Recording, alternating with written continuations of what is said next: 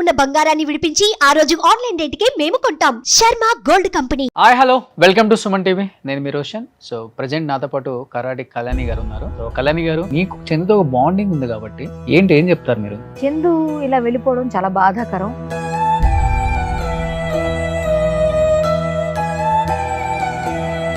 అన్నిటికన్నా ముందు ఆ పిల్లల్ని చూశాక నాకు నిజంగా ఆ విషయం ముందు తెలిస్తే డైవోర్స్ అవ్వకుండానే ఈ అబ్బాయి అలా వెళ్ళాడని చెడమడ తిట్టిపడేసి. త్రినైనిలో మీ చెల్లెలుగా చేసింది అన్నారు కాబట్టి పవిత్ర మనిషిగా ఎలా ఉంటుంది అసలు? ఆమె యారగెంట్ గా ఉంటుంది.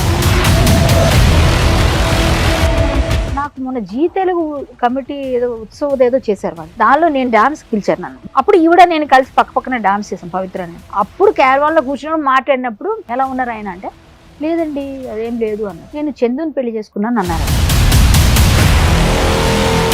ఈ అమ్మాయి వదిలేసాడని తెలిసిన తర్వాత అబ్బాయి మీద మామూలు కోపం రాలేదు. నేను ఒకటే అంట, ఆవిడ చావు ద్వారా ఈ అబ్బాయి చావుకు ముడిపెట్టాడు భగవంతుడు. చందు వైఫ్ మాటలు విన్నప్పుడు ఏమనిపించింది? నిజంగా మాట్లాడలేదు. వెళ్ళం ఎన్ని భరించాలని భరించింది ఆవిడ. నెక్స్ట్ త్రినైని సెట్కి వచ్చి ఆవిడ కాళ్ళు పట్టి బ్రతిమాలిందండి ఆవిడ్ని, నా మొగుడిని వదిలే అని.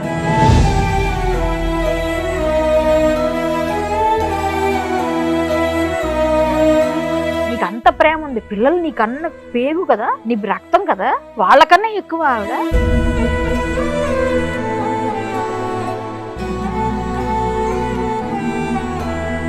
ఫైనాన్షియల్ గా కూడా బాగా వీక్ అయిపోయారు ఇప్పుడు. మీరు చెప్తున్నారుగా, ఇప్పుడు ఎవరో మినిస్టర్ గారు ఆయన ఎవరో కానీ చేతిలో దండం పెట్టారు. చాలా గ్రేట్ సార్ మీరు. ఇప్పుడే నేను ఇంత ముందు వచ్చేటప్పుడే కాల్ చేశారు, రోషన్ నీది ఇంటర్వ్యూ చూశాను, చాలా బాగా అనిపించింది, ఇలా ఎవరికి జరగకూడదు, కుదిరితే నువ్వు ఇంటికి వెళ్ళి మాట్లాడి డీటెయిల్స్ ఇస్తే ఇద్దరు పిల్లల్ని చదువు అయిపోయే వరకు నేను చదివిస్తాను. వాళ్ళ వైఫ్ మరీ చెప్పారు.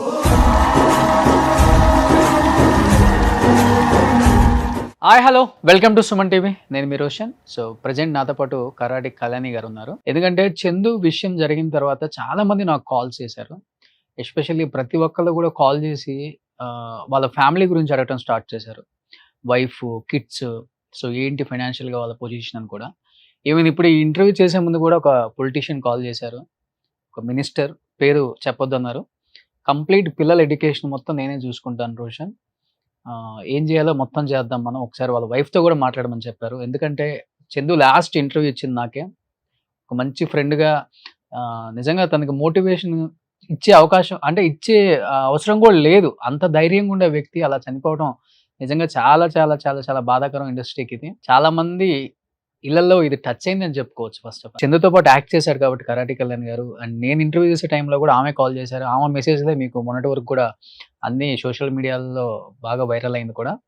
తనతో బాండింగ్ ఎలా ఉంటుంది, అసలు తను చనిపోయే ముందు ఏం మాట్లాడారో తన మాటలో తెలుసుకుందాం. సో కళ్యాణి గారు, నిజంగా అంటే బుల్లితెర లేకపోతే పెద్ద తెర తేడా లేకుండా ఈ రోజు ప్రతి ఒక్కళ్ళకి టాలెంట్ ఉన్న వాళ్ళకి ఫ్యాన్స్ అనే వాళ్ళు కోకోలలు అయిపోయారు. రీసెంట్ గా చూసుకుంటే చిరంజీవి గారి మదర్, మన నిరుపమక్ కానీ, లేకపోతే ఆర్కే సాగర్, వీళ్ళందరికీ ఫ్యాన్ అయ్యి కూడా ఆమె కూడా టీజర్ రిలీజ్ చేశారు ఇంటికి పిలిచి మరి. సో అంతమంది ఫ్యాన్స్ ని కైవసం చేసుకొని నిజంగా ఒక చిన్న తప్పిదాల వల్ల ఈరోజు లైఫ్ పోగొట్టుకుంటున్నారు. కుటుంబాలను ఆలోచించట్లేదు, తల్లిదండ్రులను ఆలోచించట్లేదు, ఇలా చేస్తున్నారు. ఇంకా సమాజం ఇలానే ఉందా, ఇలానే ఉంటుందా, ఎందుకు ఇలా తయారైందనే మాట మీద ఎక్కువ చర్చ జరుగుతుంది. అండ్ నేను ఇక్కడ చందుని చేశాను, తర్వాత వాళ్ళ కుటుంబాన్ని చేశాను. అసలు నాకు ఎక్కడ ఏం అర్థం అవ్వలేదు, ఏంటి ఎలా అయింది, ఎవరు ప్రేమించారు, ఎవరితో కలిసి ఉంటున్నారు, ఎవరి పిల్లలు ఎవరితో మమేకమై ఉన్నారు, ఏం అర్థం అవ్వట్లేదు. అండ్ మీకు చందుతో ఒక బాండింగ్ ఉంది కాబట్టి చందు ఆ టైంలో అలా చేసేటప్పుడు కూడా మీ చాటింగ్ అంతా కూడా బాగా వైరల్ అయింది. అండ్ నేను వెళ్ళినప్పుడు మీతోనే మాట్లాడుతున్నాను ఫోన్ లో. నాకు మోటివేషన్ చేసే వాళ్ళు ఫోన్ చేసినా కానీ నేను తీసుకోలేకపోతున్నాను అని చెప్పి కూడా. ఏం చెప్తారు మీరు? చందు ఇలా వెళ్ళిపోవడం చాలా బాధాకరం. ఒక 8 సంవత్సరాలుగా నాకు అబ్బాయి పరిచయం ఉన్నాడు. ఒక సీరియల్ నా అనుచరుడి క్యారెక్టర్ అనమాట తంది. నేను విలను, నా పక్కన అనుచరుడి క్యారెక్టర్. ఇంకోటి ఏంటంటే మోరోవర్ మేము మాట్లాడుకునేటప్పుడు నేను చందు యాదవ్ అని పిలిచేదాన్ని. శ్రీనివాస్ యాదవ్ అని ఒకటి ఉంటుంది చూసారు, ఒక డైలాగ్ ఉంటుంది ఒక సినిమాలో శ్రీహరి గారిది. అలాగా నేను చందు యాదవ్ అనేదాన్ని. దాంతో తనకి ఏంటంటే మీరు ఒక్కరే ఎలా పిలుస్తారండి, నేను యాదవ్ అని ఎవరికి తెలియదు అనేవాడు. అంటే మేము కొంచెం అలా కావాలని ఆట పట్టించేవాళ్ళం. అబ్బాయి డెడికేషన్ గా వర్క్ చేసేవాడు. ఉమ్. చాలా గట్టిగా ఏదైనా సీన్ ఇస్తే అబ్బాయిని కొట్టే సీన్ అయినా, కింద పడే సీన్ అయినా, దొర్లే సీన్ అయినా చాలా కమిటెడ్ గా చేసేవాడు. చాలా బాగా మంచి ఆర్టిస్ట్. కానీ ఆ 8 సంవత్సరాలు మేము చేసినప్పుడు కానీ ఈ అబ్బాయి పనికి వస్తాడు, మంచి హైట్ పర్సనాలిటీ ఉన్నాడు కదా, ఫ్యూచర్ లో ఎప్పుడైనా విలన్ అయ్యే అవకాశాలు ఉన్నాయని అందరూ అనుకున్నాం. చిన్న బుల్లితెర పైన ఏదైనా మంచి మంచి పొజిషన్కి వస్తాడు అని. మీతో యాక్ట్ చేశాడు కదా 2-3 సీరియల్స్ నా పక్కనే. నేను విలను మెయిన్ లీడ్ క్యారెక్టర్ చేసేదాన్ని సీరియల్స్ లో. అప్పుడు నా పక్కన ఒక అనుచరుడు ఉంటాడు కదా ప్రతి విలన్ కి, అందులో ఈ అబ్బాయి ఉండేవాడు. ఈ అబ్బాయి తర్వాత ఇంకొక అబ్బాయిని కూడా, తర్వాత ఈ అబ్బాయి తర్వాత ఇంకొకరిని పెట్టారు తర్వాత కొన్ని సీరియల్స్ లో. సో 2-3 సీరియల్స్ చేసాం మేము. ఈ త్రినైనిలో కూడా నా పక్కన ఫస్ట్. ఓకే. నేను బిగ్ బాస్ కి వెళ్లే ముందు త్రినైని చేశాను. అది మానేసి నేను త్రినైని పవిత్ర క్యారెక్టర్ ఫస్ట్ మీరేనా? కాదండి, త్రినైనిలో అమ్మాయి నా సిస్టర్ క్యారెక్టర్ పవిత్ర. వీళ్ళందరూ మా ఇంటికి వస్తారు. ఈ చందు నా అసిస్టెంట్. త్రినైనిలో నేను చేసేప్పుడు బిగ్ బాస్ కి వెళ్ళిన ముందు అనమాట ఇది చెప్తుంది స్టోరీ. అప్పుడు వీళ్ళిద్దరు ఫ్రెండ్స్ కూడా కాదు, నా పక్కన అసిస్టెంట్ చందు. త్రినైనిలో ఆమె నాకు సిస్టర్ క్యారెక్టర్. ఇద్దరు పరిచయం కూడా లేదు అప్పుడు? లేదు, ఫస్ట్ టైం పరిచయం నాకు. వీళ్ళిద్దరికి పరిచయం కూడా లేదు అప్పుడు. నేను అప్పుడు త్రినైనిలో చేసేప్పుడు నా ఇంట్లో పెళ్లికి వీళ్ళంతా వస్తారు. మొత్తం హీరోయిన్ అప్పుడే హీరోయిన్ అక్కడ ఎంట్రీ అవుతుంది. మా ఊర్లో ఉన్నట్టు అనమాట హీరోయిన్. సో వీళ్ళందరూ, ఈ సత్య ఉంది కదా ఆ అమ్మాయి కూడా త్రినైనిలో చేసింది. సో వీళ్ళంతా కలిసి చేసేప్పుడు చందు కూడా నాతో చేసేవాడు. దూరంగా కూర్చుని ఉండేవాడు అందరితో మాట్లాడుతూ. పవిత్ర గారికి పరిచయం కూడా లేదు అబ్బాయికి అప్పుడు. తర్వాత కొన్ని రోజుల తర్వాత నేను త్రినైని మానేశాను. బిగ్ బాస్కి వెళ్ళి వచ్చిన తర్వాత అన్ని సీరియల్స్ మానేసిన తర్వాత నాకు మొన్న జీ తెలుగు కమిటీ ఏదో ఉత్సవం ఏదో చేశారు వాళ్ళు. దానిలో నేను డాన్స్ పిలిచారు నన్ను. విలన్స్ అందరికీ ఒక డాన్స్ పెట్టారు, కామెడీ డాన్స్. అప్పుడు ఈవిడ నేను కలిసి పక్కన డాన్స్ చేసాం పవిత్ర నేను. అప్పుడు క్యారవాన్ లో కూర్చుని మాట్లాడినప్పుడు మీ హస్బెండ్ ఎలా ఉన్నారు, పిల్లలు ఎలా ఉన్నారు ఇవన్నీ అడిగా. ఆవిడ ఏదో చెప్పారు, ఇంతకుముందు ఇంకొక రిలేషన్ ఉండేది ఆ విషయం చెప్పారు. ఆ విషయం నాకు తెలుసు కాబట్టి నేను అడిగాను ఆవిడ ఎలా ఉన్నారు ఆయన అంటే, లేదండి అదేం లేదు అన్నారు. నేను చందుని పెళ్లి చేసుకున్నాను అన్నారు ఆవిడ. అవునా? చందు, ఏ చందు అన్నాను. మీకు తెలుసు కదా చందు. ఏ చందు అంటే ఫోటో తీసి చూపించింది. అప్పుడు దాకా వీళ్ళిద్దరు పెళ్లి చేసుకుని నాకు తెలీదు. అప్పుడు చూసి ఈ అబ్బాయి తెలుసు నాకు, మా చందు యాదవ్ కదా అంటే తనే అని. మరి తను పెళ్ళయింది కదా అని అడిగాను నేను. అంటే పెళ్లికి కూడా నన్ను పిలిచాడు కదా, పెళ్ళయింది కదా అంటే డివోర్స్ అయిపోయినట్టుంది ఆల్మోస్ట్, అక్కడ లేదు, అక్కడ ప్రాబ్లం వచ్చింది అని చెప్పింది ఆమె. ఎవరికి కాలేదు ఇద్దరికి? అసలు నాకు తెలియదు కదా, ఆమె చెప్పిందా నేను చెప్తున్నా. సరే అయిపోయిన తర్వాత మేము డాన్స్ చేస్తే వచ్చేసాను. వచ్చేసిన తర్వాత ఈమె చనిపోయిందన్న విషయం టీవీలో వచ్చింది కదా, నేను చూసి అప్పుడు నేను కొంచెం మొన్న డీహైడ్రేట్ అయిపోయి నాకు డయేరియా వచ్చి నేను హాస్పిటల్లో ఉన్నా ఆ టైంలో. ఈమె చనిపోయిన టైంకి నాకు బాగాలేదు కొంచెం ఒంట్లో. సో నేను ఇలా ఉన్నాను, కొంచెం మాట్లాడే పొజిషన్, కొన్ని ఫోన్లోకి పలకరిస్తానని చందు నెంబర్ అప్పుడు తీసుకున్న త్రినైని వాళ్ళ దగ్గర నెంబర్ పంపించారు. ఆ నెంబర్ తీసుకుని చందుకు కాల్ చేశారు. చేసి ఏం చందు ఏంటి ఇలా అయిపోయిందంటే, చచ్చిపోయిందండి పవిత్ర చచ్చిపోయింది, నాకు 4 hours తర్వాత తెలిసిందని బాధ ఏడ్చేస్తున్నాడు. ఏడ్చేస్తుంటే ఏం పర్లేదు బాధపడకు, ఎవరైనా ఏం చెప్తాం కన్సల్ట్ మొత్తానికి బాబు ఏం కాదు, అన్ని కార్యక్రమాలు ఏంటి మేము రావాలా, ఏమైనా హెల్ప్ కావాలా అని అడిగితే బెంగళూరు తీసుకెళ్తారు, హైదరాబాద్ తీసుకురావట్లేదు, బెంగళూరు వెళ్తున్నాం, బెంగళూరుకి వెళ్ళిపోయిన తర్వాత అక్కడ అన్ని చేసేస్తారు కార్యక్రమం, మీరు రావద్దులేండి అన్న. సరేనే వచ్చాక ఫోన్ చేయి నేను వచ్చి కలుస్తాను నిన్ను అనేసా. అయిపోయింది. నెక్స్ట్ డే మళ్ళీ కాల్ చేశాను. అయిపోయినాక అన్ని అయిపోయి కార్యక్రమాలు ఏంటి, డాక్టర్ ఏమన్నారు నీ గురించి, నీకు ఎలా ఉంది హెల్త్ అని అడిగితే అబ్బాయి ముందు రోజే ఏడుస్తున్న పరిస్థితి చూసి బాధ అనిపించింది. తెలిసిన అబ్బాయి కదా, తెలియని వాళ్ళకే మనం ఏదో హెల్ప్ చేస్తాం, పాపం తెలిసిన అబ్బాయి ఏదో బాధపడుతున్నాడు అనుకో నేను చేశాను. చేస్తే డాక్టర్ గారు నాకు ఎంఆర్ఐ తీసుకోమన్నారు. నేను నిమిషంకి ఒకలా ఉంటున్నాను, నాకే తెలియట్లేదు, నాకు మర్చిపోతున్నాను, నాకు ఇప్పుడు ఒకలా ఉంటున్నాను తర్వాత ఒకలా ఉంటున్నానండి, బర్లే మళ్ళీ గుర్తొస్తున్నాయి ఏదో చెప్పాడు. అంటే బాగా డిప్రెషన్లో ఉన్నాడని అర్థమైంది. సరే చందు జాగ్రత్తగా ఉంటే నేను ఫోన్ చేస్తుంటాలే, నువ్వేం కాదు, ఏమైనా కావాలంటే ఎంఆర్ఐ తీసుకుంటే సిటీ న్యూరోకి వెళ్ళు, డాక్టర్ గారు బాగా చూస్తారు, నీకు చేతికి మాత్రం డాక్టర్ మధు గారు ఉన్నారు ఆయన దగ్గరికి వెళ్ళి, ఆర్థోపెడిస్ట్ బాగా చూస్తారు, పెద్దవాళ్ళు సినిమా ఇండస్ట్రీ అంతా అక్కడికి వెళ్తారు అని చెప్పాను. సరేనండి వెళ్తాను నేను అంటే, లేదా నేను చెప్తాను నువ్వు వెళ్ళు, లేదా నేనే వస్తా కావాలంటే తోడుగా నీకు అని చెప్పేశాను. అంటే ఓకేనండి అన్నాడు. ఆ తర్వాత నైట్ మళ్ళీ నేను అలా పలకరించాను 2 రోజులు. పలకరించి నైట్ ఈవినింగ్ లేట్గా ఉంటేనే ఫ్రీ అవుతారు, అందరూ ఫోన్ చేస్తున్నారు, అది ఇది నా మీద లేనిపోని రాస్తున్నారు, నేనే చంపాను అన్నారు, అన్ని బాధపడ్డాడు చాలాసేపు, ట్రోల్స్ అని. నేను చచ్చిపోతున్నా అన్నాడు. ఏం మాట్లాడుతున్నాను, మెసేజ్లోనే మాట్లాడే ఫస్ట్ తర్వాత 2వ రోజు నుంచి మాట్లాడితే, నేను ఉండనండి పోతాను వెళ్ళిపోతాను. ఎక్కడికి వెళ్ళిపోతావు అంటే, నేను చచ్చిపోతాను, నేను ఉంటే పిచ్చోడిని అయిపోతాను, లేకపోతే తాగుబోతే అయిపోతాను, ఇంట్లో వాళ్ళకి భారంగా ఉండాలి, నేను చచ్చిపోతాను. ఏం మాట్లాడుతున్నా పిచ్చి మాటలా, మేమందరం లేవా, నేను డిప్రెషన్లోకి వెళ్ళా మా ఫాదర్ చనిపోయాక, నేను అనుకున్నా వాళ్ళతో వెళ్ళిపోలేము, మనం వాళ్ళ ఆశయాలను తీసుకెళ్ళాలి ముందుకు, ఏదైనా ఎవరైనా ఉంటే అలా చేయకూడదని నేను మోటివేట్ చేస్తూ ఏవో పెట్టాను మెసేజ్. వినలేదు. మళ్ళీ మాట్లాడుతూ ఉంటే కూడా, లేదు మీరు ఎవరికి చెప్పకండి నేను చచ్చిపోతాను. బాధలో ఉన్నప్పుడు అందరూ అంటారు కదా మాటలు, చచ్చిపోతానని. ఆ విషయంలోనే అలా అంటున్నాడులే అనుకున్నాను నేను. ఆ తర్వాత చాలా చెప్పాను, యాదవ్ అంటే ధైర్యం, నువ్వు అలా చేయకూడదు, అట్లా ఇట్లా కూడా మోటివేట్ చేశా. ఫోన్ చేశా, నీకేమైనా ఇబ్బంది ఉంటే చెప్పు, నువ్వు ఇబ్బంది పడుతున్నట్టున్నా, ఫోన్ కట్ చేసేస్తున్నావు అని. సరేలే గుడ్ నైట్ టేక్ కేర్ అని పెట్టాను. అబ్బాయితో మాట్లాడితే మనకు కొంచెం డైవర్ట్ చేయాలని. ఇంతట్లో ఏం చెప్పాడు, నేను వైజాగ్ వెళ్తున్నా, వచ్చినాక నేను కలుస్తా, నువ్వు సిటీలోకి వచ్చావు కదా, రోషన్ ఇంటర్వ్యూ చూసాను బాగుందని అది కూడా మాట్లాడా. వైజాగ్లో మాది ఆ గిమ్స్ ఉంది కదండి హాస్పిటల్, అది అది మేమే కొనుక్కున్నాం అన్నాడు. ఎవరు మీరు కొనుక్కోవడం ఏంటి అన్న. అతను ఒక డాక్టర్ అనమాట, ఇంగ్లాండ్ నుంచి వచ్చిన డాక్టర్, అక్కడ పెట్టారు యాదవ్ డాక్టర్, మాకు రిలేషన్ తెలిసిన వాళ్ళు. అయితే వైజాగ్లో పెద్ద హాస్పిటల్ కట్టారు, అది సంథింగ్ ఏదో ప్రాబ్లంలోకి వెళ్ళిపోయి వీళ్ళ దగ్గర ఫైనాన్స్, వీళ్ళ బావగారు ఎవరు చేశారట ఫైనాన్స్, చందు వాళ్ళ బావగారు చేసి అది ఆప్షన్కి వెళ్ళిపోయింది. ఆప్షన్లో మేమే తీసుకున్నాం, అది ఇప్పుడు మేము డిస్కస్ చేసి తీసేస్తున్నాం. అది దాన్ని వైజాగ్లో ఎవరైనా పెద్దవాళ్ళు ఉంటే చెప్పాలనుకుంటే మొన్న ఒకటి వచ్చింది, నేను రావాలి వైజాగ్ అన్నాడు. మొన్నే యాక్సిడెంట్ అయింది కదా కార్లో, మేము కార్లో వెళ్తున్నాము, కానీ నేను కార్లో రమ్మని నేను అన్న, ఇక మీదట నువ్వు తర్వాత వచ్చేసే, లేకపోతే నువ్వు ఎలా ఫ్లైట్లో వస్తారా, అక్కడ ఏమైనా హెల్ప్ కావాలని నేను చేస్తా వైజాగ్లో, అక్కడ ఎవరైనా డాక్టర్, ఆ డాక్టర్ గారు కూడా తెలుసు నాకు, వేరే ఎవరితో కూడా మాట్లాడదాం అని చెప్పాను. అంటే సరేనండి అలాగే అన్నాడు. నేను లేకపోతే ఇంకా 2-3 డాక్టర్స్ చెప్దాంలే, అక్కడ ఉన్నారు కదా ఎవరైనా తీసుకుంటారేమో అంటే, మాకు ఒకటి అయిపోయిందండి డీల్, అయిపోతే నా లైఫ్ సెటిల్ అయిపోద్ది అన్నాడు. అంటే పిల్లలు ఎలా ఉన్నారు, వైఫ్ ఎలా ఉన్నారంటే వాళ్ళతో ఆల్మోస్ట్ అయిపోయింది అన్నాడు. డైవోర్స్ అయిపోయిందని నాకు చెప్పాడు. ఫస్ట్ పెళ్లి చేసేసుకున్నారా లేకపోతే ఊరికే అట్లా లివినా అని అడిగాను. అడిగితే పెళ్లి చేసుకున్నామండి, మేము ఇద్దరం గుడిలో చేసుకున్నాం, పెళ్ళి అయింది మా ఇద్దరికి అన్నాడు. మేము లివిన్లో ఉన్నారేమో అనుకున్నానయ్యా నేను, లేకపోతే ఆవిడ కూడా మొన్న నాకు చెప్పారండి. అవును, నాకు పవిత్ర కూడా చెప్పింది, మీరు మీతో మాట్లాడిందంట కదా, నా ఫోటో చూపించిందంట కదా అని చెప్పాడు నాతో. అయిపోయిన తర్వాత ఇప్పుడు ఏంటి ఎప్పుడు వచ్చావంటే, నేను ఏదో ఇన్సూరెన్స్ కోసం వచ్చా, ఇన్సూరెన్స్ ఏవి నామినీస్ ఏవి ఉన్నాయి ఏదో చెప్పాడు, నాకెందుకు చెప్పినంత వరకు విన్నా. తర్వాత ఇదంతా చెప్పాడు అనమాట. అక్కడ వైజాగ్ వస్తాను నేను వాళ్ళు బయలుదేరాలి, కానీ నాకు హెల్త్ బాగాలేదని నేనే పోస్ట్ పోన్ చేశానని చెప్పాడు. సరే నేను వెళ్తున్నా, నేను వచ్చిన తర్వాత నేను కలుస్తా, నువ్వు వస్తే అక్కడ ఫోన్ చేయి, నేను అక్కడ ఏమైనా హెల్ప్ కావాలని చేస్తా, జాగ్రత్త ధైర్యంగా ఉండు, ఏం లేదు అందరూ ఉన్నాం, మేమందరం నీకు సపోర్ట్ చేస్తాం, మళ్ళీ నీకు సినిమాలు వస్తాయి సీరియల్స్ వస్తాయి, నువ్వు మళ్ళీ ఒక మంచి పొజిషన్ ఇస్తాడు దేవుడు నీకు అని. నేను ఏదో నా వరకు నేను ప్రయత్నం చేశాను 3 రోజులు, నేను ఫోన్ చేస్తూనే ఉంటాను, నీకు తగ్గే వరకు నువ్వు సెట్ అవ్వు, ఏం కాదు, మన పిల్లడు మంచిగా ఉండాలి, అందరూ బాగుండాలని కోరుకున్నా అని చెప్తున్నాను. అలాగేనండి అలాగే నాకు కావాలని చెప్పేసి అనేసాడు. అంతే అయిపోయింది. నేను బుధవారం అయిపోయింది, నైట్ ఎందుకు మనం నైట్ జర్నీ వద్దని బుధవారం నైట్ వెళ్ళకుండా లక్ష్మీవారం మార్నింగ్ బయలుదేరి వెళ్ళాను, ఈవినింగ్కి చేరిపోయాను నేను నైట్ వరకు. ఇంకా అలసిపోయాం కదా అని పడుకొని ఇంకా ఆ రోజు చేయలేదు ఫోన్. ఫ్రైడే లేదు, నేను లక్ష్మీవారం నేను రాజమండ్రిలో మా ఫ్రెండ్ వాళ్ళ ఇంట్లో ఉండిపోయి మార్నింగ్ లేచి వెళ్ళాం, ఫ్యామిలీతో వెళ్ళాం మేము, మా తమ్ముడు మేము అందరం కలిసాను. నైట్ టైం ఎందుకు ఎర్లీ మార్నింగ్ మళ్ళీ లేచి బయలుదేరి వెళ్ళిపోయాం. శుక్రవారం వెళ్ళిపోయాను ఈవినింగ్ అంతా. ఫ్రైడే ఇంకా చేద్దామని అనుకుంటే ఇంట్లో పనులన్నీ ఉన్నాయి, ఉదయం నుంచి అన్ని పనులు చేసుకుని సాయంత్రం ఫోన్ చేద్దాం అనుకున్నా, ఈలోగా న్యూస్ వచ్చేసింది.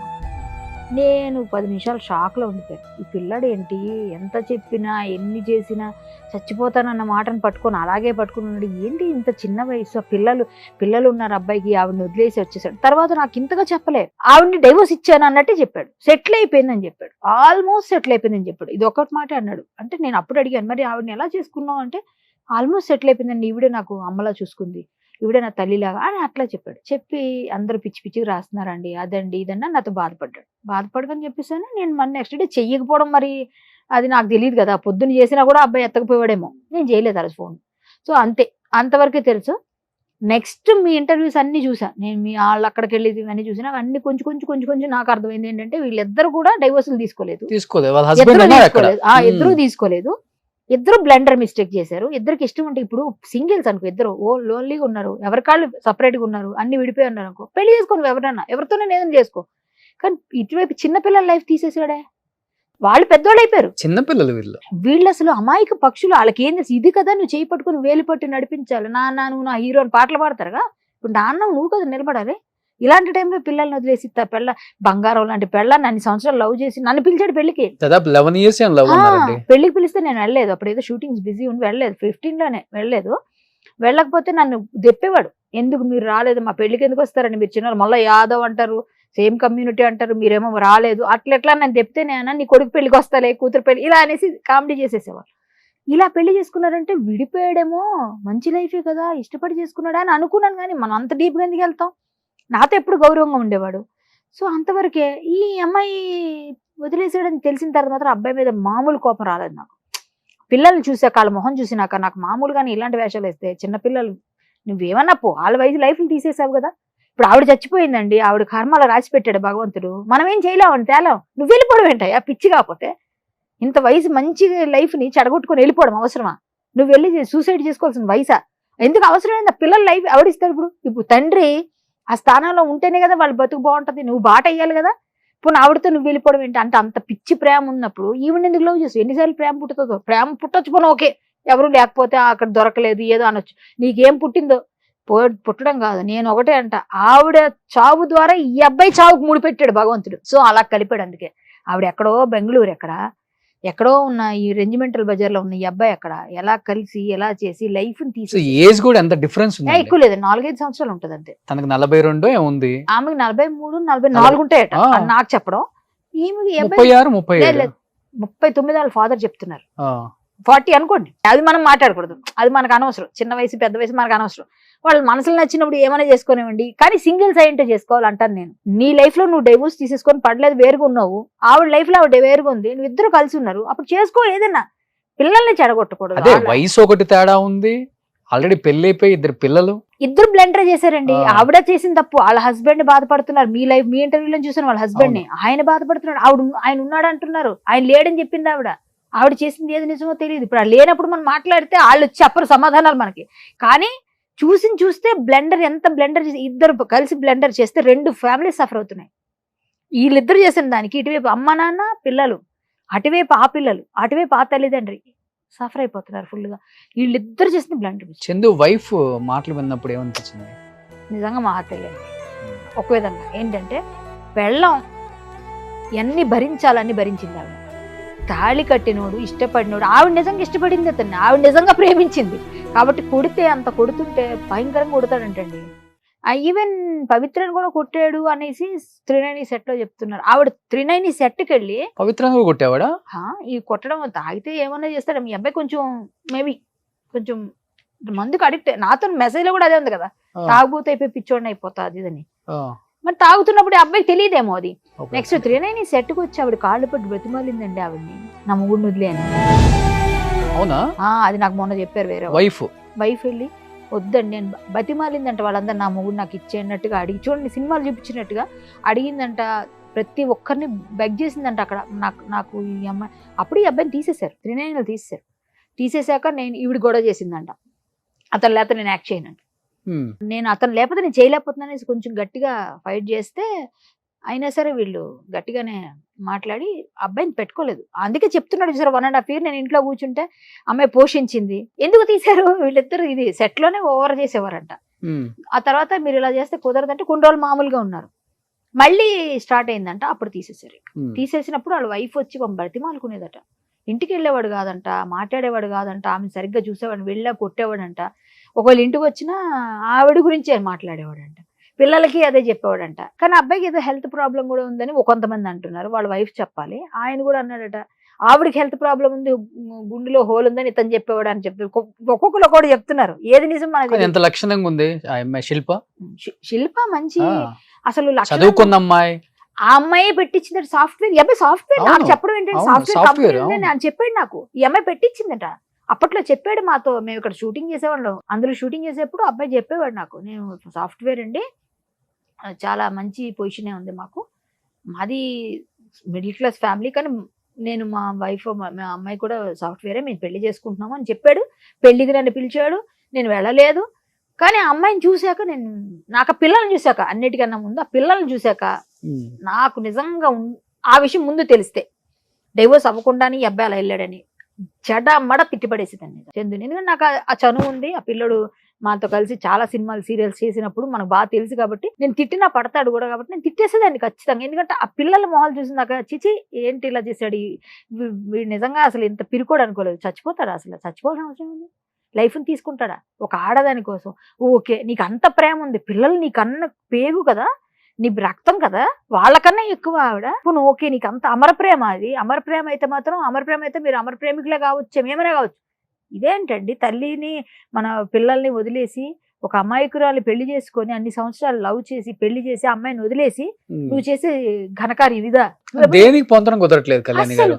నేను బెంగళూరు వెళ్ళినప్పుడు వాళ్ళ పిల్లలు చెప్పారు, వాళ్ళిద్దరి మధ్య ఉన్న బంధానికి పేరు ఏంటంటే ఫ్రెండ్స్ అని చెప్పారు.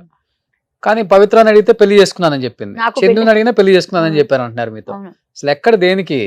అంటే వాళ్ళ హస్బెండ్ నేను వదిలేసానని ఏమో చెప్పింది, కానీ మా ఇద్దరి మధ్య చాలా మంచి బాండింగ్ ఉంది, మళ్ళీ పెళ్ళం కావాలంటే ఆవిడే కావాలి, మళ్ళీ ఇంకో జన్మ అంటూ ఉంటే పవిత్రానే కావాలి, మేమిద్దరం ఫ్రెండ్స్ లాగా ఉంటాం అని ఆయన చెప్పాడు. కానీ ఆవిడ ఏంటోనండి ఎక్కడో అట్రాక్షన్ ఇది. కానీ ఈ అమ్మాయి శిల్ప ఒక్కటే కరెక్ట్ గా మాట్లాడింది అనిపించింది. అట్రాక్షన్ అండి ఇది, వీళ్ళిద్దరిది అట్రాక్షన్, లవ్ కాదు అది. అది కొన్ని రోజుల తర్వాత ఉండేదో పోయేదో అది తెలిసి, కానీ ఇద్దరు లేరు ఇప్పుడు. కానీ అన్నిటికన్నా ఆవిడ పోవడం అన్నది మన చేతిలో లేదండి. భగవంతుడు రాసి పంపించాడు ఆ చావు, అలాగా ఆ యాక్సిడెంట్ లో. ఈ అబ్బాయి చేతిలో ఉన్నదాన్ని చెడగొట్టుకున్నాడు, చెప్పి మరీ చేశాడు కదండి. నాతో గాని మీతో గాని ఎంతమందితో చెప్పాడు అబ్బాయి, నేను ఉండను, నేను చచ్చిపోతాను, నేను చచ్చిపోతాను అనొద్దు ఎన్నిసార్లు. అందుకే అంటారు తదాస్తు దేవతలు ఉంటారంటారు కదా, అలాగే అయింది ఇప్పుడు ఈ అబ్బాయికి. ఆ అమ్మాయి చక్కగా ఎంత బాగుందండి, ఇంటికి రా చక్కగా చూసుకుంటామని బతిమాలుకుని ఇంట్లో పెట్టుకుంటామంటే, మా ఇంట్లో నుంచి బయటికి వెళ్ళి అక్కడ ఊరేసుకుంటే ఎవడేం చేయగలండి. అవును, ఇంట్లో వచ్చినోడే కూడా చెప్తుంది చనిపోయిన తర్వాత వచ్చినా కూడా హ్యాండ్ కట్ చేసుకున్నాడు ఫ్రెండ్ రూమ్ లో. చూసారా, నేను బతకలేను అంటున్నాడు, నాతో కూడా అది చెప్పాడు. ఆమె లేదండి నేను ఉండను, వేసి నేను ఉండి పిచ్చోడిని అయిపోతాను. ఏంటంత అసలు అసలు ఏం అర్థం. నేను ముందు అనుకున్నాను నిజంగా వీళ్ళిద్దరు పెళ్లి చేసుకున్నారేమో, డివోర్స్ తీసేసుకొని ఆవిడైతేనో పోన్లే వాళ్ళ లైఫ్ ఏదో ఆవిడ పోయింది, ఆవిడ ఆత్మకు మంచి శాంతి చేకూరాలైనా ఇలాగే పెట్టాను మెసేజ్, ఇలాగే మాట్లాడా, ఫోన్లో వెళ్ళిపోకూడదు వాళ్ళతో మనం అని చాలా మోటివేట్ చేశాను. వింటేనా త్రినైలిలో మీ చెల్లెలుగా చేసింది అన్నారు కాబట్టి పవిత్ర, ఆ తర్వాత మనిషిగా ఎలా ఉంటుంది అసలు ఆమె? యారగెంట్ గా ఉంటుంది ఆవిడ. యారగెంటేనా? యారగెంట్ అంటే నాకు స్టార్టింగ్ లో మాత్రం యారగెంట్ గా అనిపించింది, తర్వాత పరిచయం అయినాక మాట్లాడిందేమో, కానీ ముందు మాత్రం అట్లా యాటిట్యూడ్ ఉంటుంది ఆవిడకి. ఉంటది అంటే ఆ టైంలో నాతో ఫస్ట్ ఇంటరాక్షన్ లో అలా ఉండేది యాటిట్యూడ్. ఆవిడ కొంచెం మంచిగా ఉంటారు, బట్ యాటిట్యూడ్ చూపిస్తుంది ఆమె, కానీ కనిపించదు, మన దగ్గర చూపించారు కానీ బయట ఎవరి దగ్గరైనా కొంచెం చూపిస్తుంది. మాతో చూపించడానికి ఏంటంటే ఆవిడ కొంచెం సీనియర్స్, ప్లస్ అది కాకుండా నాకు రెమ్యూనరేషన్ ఎక్కువ అక్కడ అందరికన్నా. నేను గెస్ట్ లాగే తీసుకున్నారు, తర్వాత మళ్ళీ దాన్ని కంటిన్యూ చేయమని చెప్పారు, కానీ నేను బిగ్ బాస్ నుంచి వచ్చాక నేను కొంచెం అడిగా ఎక్కువ, దానివల్ల అవ్వలేదు. ఆవిడకి తక్కువ ఉంటుంది, మెయిన్ లీడ్ చేసుకున్నప్పుడు తక్కువగా తీసుకుంటారు, మనకన్నా ఆవిడకి రెమ్యూనరేషన్ తక్కువే. నా డ్రెస్సులు నా నగలు అన్ని రిచ్గా ఉంటాయి ఎప్పుడు.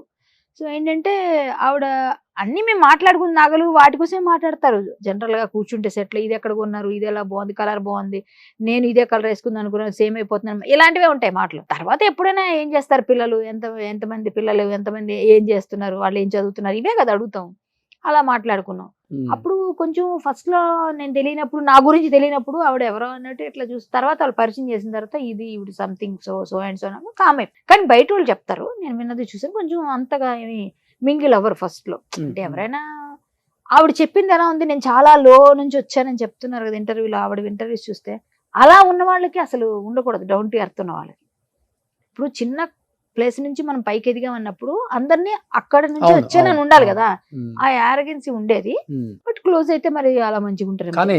కొన్ని విషయాల్లో ముందు కొన్ని రోజులు అనిపించింది, తర్వాత నుంచి ఇప్పుడు మంచిగా మాట్లాడుతుంది. ఇప్పుడు మొన్న కలిసి జీ తెలుగులో చాలా కళ్యాణి గారు అట్లే, ఆ తర్వాత బాగానే అయిపోయింది. ముందులో ఉండింది కొంచెం యారగెన్సీ ఉంది, నా దగ్గర ఏదో చూపించలేక ఉందనే చెప్తారు అంతే. కానీ కేవలం అంటే మొత్తం చూస్తుంటే ఇదంతా సీరియల్స్ లో ఎలా జరుగుతుందో ఎపిసోడ్లు, సినిమాలలో ఎలా ఉంటుందో అలానే ఉంది స్టోరీ. అంటే ఇలా ఉండకూడదు మన జీవితంలో అనే ఒక గుణపాఠం అయితే ప్రతి ఒక్కరికి నేర్పించిందండి. ఎగ్జాంపుల్ కి ఇది చెప్పుకోవచ్చు మనం. ఇప్పటికి ఎవరైనా ఇలాంటి రిలేషన్స్ లో ఉండి, ఎవరైనా ఉంటే వైఫ్ ఉంటుండగా వేరే వాళ్ళతో రిలేషన్స్ ఉండి, ఇట్లాంటి చాలా మంది ఉంటారు కదా. ఒక టైం వచ్చేసరికి రియలైజేషన్ ఉంటది వాళ్ళలోనో వీళ్ళలోనో. చందుకు ఆ రియలైజేషన్ వచ్చి ఉంటే ఈరోజు చందు ఒక పొజిషన్ లో పిల్లలకి తండ్రిగా నిలబడి ఉంటే ఆవిడ లైఫ్ బాగుండేది, శిల్పది పిల్లల లైఫ్ బాగుండేది. ఇప్పుడు శిల్ప లైఫ్ ఏంటండి, నిజంగా చాలా బాధ అనిపిస్తుంది. శిల్ప లైఫ్ ఫైనాన్షియల్ గా కూడా అంటే ఎక్కువ మరి 30,000 పంపించేవాడంట. ఫైనాన్షియల్ గా కూడా బాగా వీక్ అయిపోయారు ఇప్పుడు. మరి వాళ్ళకి ఎవరైనా సపోర్ట్ చేస్తే బాగుంటది, ఏదైనా ప్లాన్ చేయాలి, చూద్దాం ఏం జరుగుతుందో. కాకపోతే ఏంటంటే మీరు చెప్తున్నారుగా, ఇప్పుడు ఎవరో మినిస్టర్ గారు వాళ్ళంతా ఆయన ఎవరో కానీ చేతిలో దండం పెట్టాలి. ఆ మినిస్టర్ గారు నిజంగా వాళ్ళ పిల్లలు చదివించి, వీలుంటే తెలంగాణ గవర్నమెంట్ వాళ్ళకి ఇల్లు లేదు, ఆ పిల్లలతో ఆవిడ ఉండాలి అంటే ఆవిడకి ఏమి తెలియదు కదా, సొంత ఇల్లు లేదు. ఒక చిన్న ఇల్లు ఇచ్చారు అనుకోండి, ఏదన్నా గవర్నమెంట్ తలుచుకుంటే ఇవ్వగలుగుతుంది. ఏదన్నా ఇప్పుడు ఏదో డబుల్ బెడ్రూమ్ ఏదో ఉంటాయిగా, ఏదో ఒక ఇల్లు ఇచ్చో, లేకపోతే ఏదైనా విధంగా కొంచెం ఆవిడకి ఏదైనా ఉద్యోగం ఇచ్చానా, ఏదైనా చదువుకుంది కాబట్టి ఉద్యోగం ఏదైనా ఇచ్చినా ఆ పిల్లల్ని చూసుకుంటే వాళ్ళ లైఫ్ బాగుంటది. తండ్రి ఎలాగా పోయాడు, పోలేండి భగవంతుడు ఇంకొకరి రూపంలో చేయించి ఏదో విధంగా అమ్మ మేము ఉన్నాం ఆసరా అని చెప్పేసి వాళ్ళకి ఏమైనా చేస్తే బాగుంటదని నేను అనుకుంటున్నాను. ఆయన మీరు అన్నట్టుగా ఆ మినిస్టర్ గారు నేను ఇంతకుముందు వచ్చేటప్పుడే కాల్ చేశారు. చాలా గ్రేట్ సార్, మీకు శ్రీరామ రక్ష. చాలా బాధ అనిపించింది. ఇలా ఎవరికి జరగకూడదు, మా పేర్లు మేము బయట చెప్పుకోకూడదు, చేసిన సహాయం చెప్పుకోకూడదు. కాబట్టి గ్రేట్, కుదిరితే నువ్వు ఇంటికి వెళ్ళి మాట్లాడి డీటెయిల్స్ ఇస్తే ఇద్దరు పిల్లల్ని చదువు అయిపోయే వరకు నేను చదివిస్తాను. వాళ్ళ వైఫ్ మరీ చెప్పారు పాపం. సూపర్ అమ్మ. ఆ అమ్మ నిజంగా వాళ్ళ పిల్లలకి వాళ్ళకి ఎప్పుడు ఆ రాముడి దయ ఉంటారు. చక్కగా చల్లగా చూడాలి నేను మనస్ఫూర్తిగా కోరుకుంటున్నాను. కానీ ఇలాంటి రామ. ఎప్పుడు ఇండస్ట్రీలో జరగకూడదు. ఇండస్ట్రీ కాదు, బయట కూడా జరగకూడదు. బట్ ఇది రంగుల ప్రపంచం కాబట్టి చిన్నది జరిగినా పెద్దది అబ్బాయి ఎంత జరిగినా మంచి టాలెంటెడ్ అండి. చాలా సినిమా పిచ్చితోని అన్ని వదులుకొని వచ్చాడు. Football player, software player. Engineer, అవును, nationals ఆడాడు హైట్ అబ్బాయి. ఉంటాడండి. ఆ. ఎంత బాగుంటాడు. 6 ఉంటాడు. ఆ, నాతో పక్కన చేసేటప్పుడు ఏదైనా సీన్ చేసేటప్పుడు అబ్బాయి కింద దొరలాలనుకో ఫైట్లలో అబ్బాయి వాళ్ళే మమ్మల్ని దొరలించారు కాబట్టి మేము ఇద్దరం ఒక సీన్ చేసాం. ఒక సీరియల్లో అన్ని గెటప్స్ చేస్తాం. అందులో మేము బెగ్గర్స్ గెటప్స్ చేస్తాం. చందు నేను ఇక్కడ చిరిగిపోయిన డ్రెస్ చీరలు వేసుకొని ఆ అబ్బాయి నేత చీరలు వేసుకొని అబ్బాయి ఇలా పెట్టుకొని ఒక ఫోటో ఉంటుంది. అది మొన్న కనిపించింది. ఆ ఫోటో అయితే ఇట్లా పెట్టి చందు నేను ఇద్దరం అనమాట. నేను అంటే ఇది భలే ఉంది ఆ గెటప్, ఫోన్లో ఇదేదో అంటారు కదా ఇలాంటివన్నీ చేస్తే కొన్ని అన్ని పోతాయంటారు, అట్లా ఉంది గెటప్ అని ఇద్దరం కామెడీ చేసుకున్నాం. అది ఎక్కడ మేము కొడకంచిలో చేసాం. కొడకంచి అని ఒక ఊరుంది, ఆ ఊర్లో చేసాం. అక్కడ గుడి దగ్గర వేరే వాడు ఇంటి దగ్గర అడుగుకోవడం. మేము మారువేషాల్లో మారువేషాల్లో వెళ్తుంటాం. వాళ్ళు కనిపెట్టుకోవడానికి హీరోయిన్ ఏం చేస్తుంది ఎక్కడని దొంగతనంగా ఏదైనా ప్లాన్ చేయడానికి. మా ఇద్దరం బాగా చేసాం సీరియల్స్. బాగా పిల్లోడు మంచి పిల్లోడిని అంటే మంచి పిల్లోడు, మంచి ప్యాషన్ ఉంది, మంచి డెడికేషన్ ఉంది. ఒక్క చిన్న వీక్నెస్ తో లైఫ్ ని రూయిన్ చేసుకొని ఫ్యామిలీ లైఫ్ ని రోడ్డు మీద పడేసాడు. అది ఒక్కటే నాకు చాలా పెయిన్. నువ్వు ఎంత టాలెంటెడ్ అయితే ఏం లాభం. చేయాల్సిన ఎప్పుడు నువ్వు హీరో అవుతావు. నీ పిల్లలు మా నాన్న గ్రేట్ అని నీ గురించి చెప్పుకున్న రోజు నీ పిల్లలు ఇప్పుడు ఆ పిల్లలు ఈ యూట్యూబ్ లో ఇవన్నీ ఉండవా? పెద్దయినాక వాళ్ళ పరిస్థితి ఏంటి? వాళ్ళ పిల్లల పరిస్థితి ఏంటి? నిన్ను ఎలా పెట్టుకుంటారు వాళ్ళు? నా తండ్రి గ్రేట్ అని ఎప్పుడు చెప్పడానికి వాళ్ళకి మనసు రాదు. చిచ్చే మా నాన్న వేస్ట్ అని వస్తుంది. నువ్వు అది చనిపోయి ఇప్పుడు నీ ఆత్మ మాతో మాట్లాడిపోయి నీకు కనిపిస్తుంటాయి అన్ని. నీ పరిస్థితి ఏంటి? ఇప్పుడు త్రిశంకు స్వర్గం అంటే అంటారు, స్వర్గంకి వెళ్ళరు నరకంకి వెళ్ళరు అంటారు కదా. చూరుకు వేలాడుతుంటాయి ఇలాంటి ఆత్మలని. బలవన్మరణం చేసుకున్నవన్నీ వాళ్ళకి ముక్తి ఉండదు అంటారు. మన గరుడ పురాణంలో వాటిలో చెప్తారు. ఇలా అంగుష్ట పరిమాణంలో వేలాడుతూ ఉంటారు, వాళ్ళు ఇంతే ఉంటుంది ఆత్మ అంటారు. అవన్నీ అబ్బాయికి కనిపిస్తాయి. ఈ అబ్బాయి స్వర్గానికి వెళ్ళాడు, నరకంకి వెళ్ళాడు. అంటే ఆత్మ ఎవరైనా కానీ, ఈ అబ్బాయిని కాదు, జనరల్ చెప్తున్నాను. అంటే చనిపోయిన వాళ్ళు ఏది పొందుతారు ఇప్పుడు అని చెప్తాం. మనకేమనుకుంటే సద్గతులు కలగాలని ఎక్కడ కదులుతాయి? చావు తనంతట అదే రావాలి. కానీ మనం వెళ్ళి బలవన్ చేసుకుంటే నీకు ఇచ్చిన సమయం వరకు నువ్వు ఉండకుండా నేను చచ్చిపోతానంటే మధ్యలో చనిపోవడానికి ఎప్పుడు ప్రయత్నం చేయకూడదు. అంటే బలవన్మరణాలు చేసుకునే వాళ్ళకి మంచి జరగదు, సద్గతులు. బలవన్మరణాలు అంటే అపమృత్యు దోషాలు అంటారు. అపమృత్యు దోషాలు ఉన్న వాళ్ళకి ఇలా జరుగుతుంది. వాళ్ళు నిజంగా నమ్మరు ఇవన్నీ ఉంటాయి అన్నీ. వాటిని ఏదైనా చిన్న పూజలు చిన్న పరిహారాలు ఉంటే ముందు తెలుస్తుంటాయి మనకి, చేయించుకుంటుంటారు. కొంతమంది చేయిస్తారు కదా, అపమృత్యు భయం అంటారు, అపమృత్యు దోషం. ఇవన్నీ అవే ఇలా చనిపోయిన వాళ్ళు ఇలాంటివన్నీ. కాబట్టి కొన్ని నమ్మాలి మనం. మన ధర్మంలో చాలా ఉన్నాయి. ఇలాంటివి అసలు ఇండస్ట్రీలోనే కదా ఎక్కడ జరగకూడదు. మా పిల్లలకి మంచి భవిష్యత్తు ఇస్తున్న వాళ్ళకి మరొక్కసారి నేను సుమన్ టీవీ ముందులో ఈ ఇంటర్వ్యూలో నాకు చాలా సంతోషాన్ని ఇచ్చిన విషయం చెప్పారు రోషన్ ఎప్పుడు అందరికి సపోర్టు.